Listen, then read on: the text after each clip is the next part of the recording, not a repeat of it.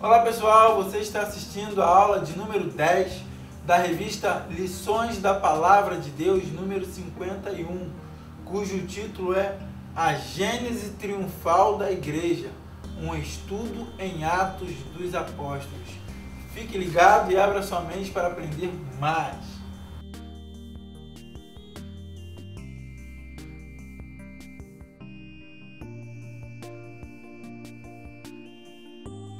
Vamos começar a aula. A lição de número 10 tem como título Uma Viagem Dramática a Roma. Pensa em uma viagem dramática, em uma viagem que parece coisa de filme. Isto mesmo, foi o que ocorreu com o apóstolo Paulo. Na lição 9 nós terminamos falando que Paulo seria enviado a Roma para ser julgado pela corte romana. Então, esta lição fala justamente desta viagem de Paulo a Roma. Bom, o apóstolo Paulo foi entregue a um homem chamado Júlio como prisioneiro. Diz o texto que ele foi, inclusive, tratado com bondade ou bondosamente por este homem. Eles partiram até Mirra pela costa para não pegar o mar, revolto com vento e tal.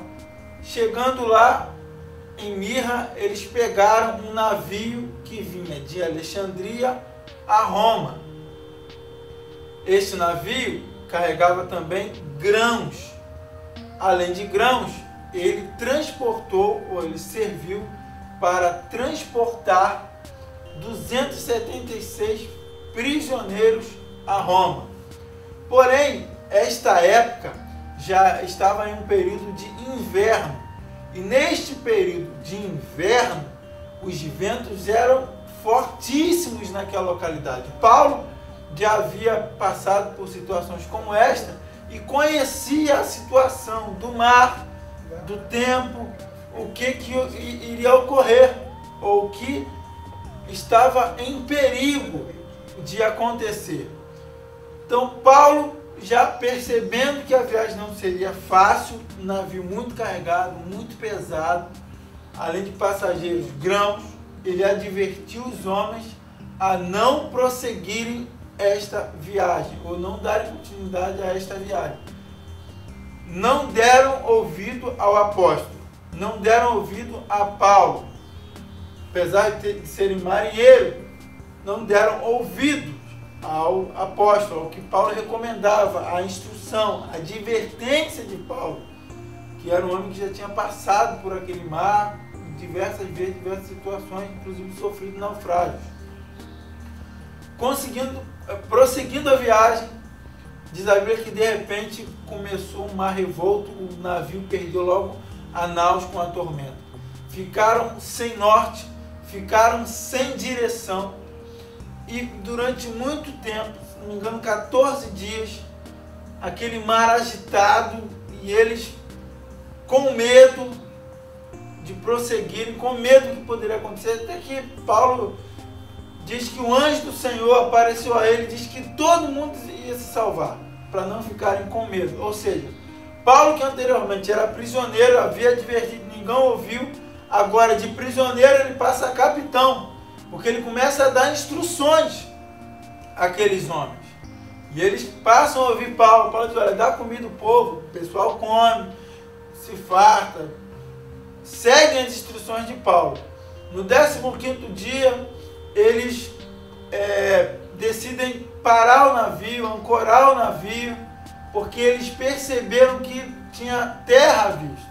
Até então eles não tinham noção de nada, era vento, era o céu enegrecido, nuvens carregadas, pesadas, não tinham muita noção de que era dia, de que era noite, estava muito escuro no mar, sem iluminação, sem naus, sem direção, apenas com a direção de Deus através da boca do apóstolo Paulo.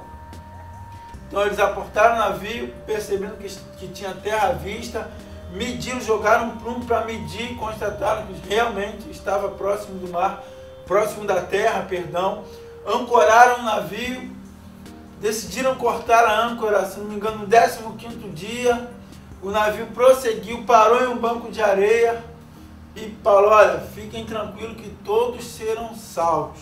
Então ali eles nadam até a ilha de Malta, são recebidos bondosamente também, todos foram recebidos, acolhidos pelos cidadãos daquela ilha, aqueceram logo que chegaram, fizeram fogueiras, e Paulo, pegando gravetos para acender uma fogueira, uma cobra morde a mão do apóstolo Paulo, pica a mão dele, e logo pensam que Paulo é um maldito, um assassino, porque ele havia escapado, digamos, de um naufrágio, e agora uma cobra logo pega ele. Porque eles criam que a justiça ou alguma coisa regia o mundo com justiça, e algum criminoso, algum malfeitor, algum assassino não ficaria impune desta justiça cósmica, desta justiça universal. E se, portanto, escapou de um naufrágio, não escaparia da cobra. Então, olharam Paulo como maldito. Até que Paulo sacode a mão, se livra daquela cobra e vive. E a partir daí, Paulo já não é mais visto como um maldito, como um assassino, mas quase como um deus. Paulo passa a ser endeusado naquela ilha, porque escapou de um naufrágio, escapou da picada de uma cobra e continua vivendo. E não só continua vivendo, Paulo ficou ali um bom tempo evangelizando, pregando. Paulo, mais uma vez, nos mostra que precisamos literalmente evangelizar em todas as oportunidades que surgirem. E Paulo não só evangeliza, como ocorrem milagres ali naquela ilha. Diz que o pai de Públio, o governador da cidade, ficou doente. Paulo orou por esse homem e esse homem foi curado. Deus manifestou-se naquela ilha através do apóstolo Paulo. Posteriormente, depois, se não me engano, de 3 meses que eles ficaram naquela ilha, outro navio vindo de Alexandria a Roma, eles pegaram este navio e levaram os prisioneiros a este navio, as autoridades que estavam ali ainda, levaram a Roma, conduziram a Roma neste outro navio todos os prisioneiros. Um fato interessante é que antes deles sofrerem o naufrágio, as autoridades, os soldados, queriam matar os prisioneiros para não serem tidos como delinquentes ou negligentes, melhor dizendo, e não terem sido acusados de que os prisioneiros escapassem. Mas isso também não ocorreu. Deus não permitiu que isso ocorresse. No final da história, eles foram conduzidos a Roma.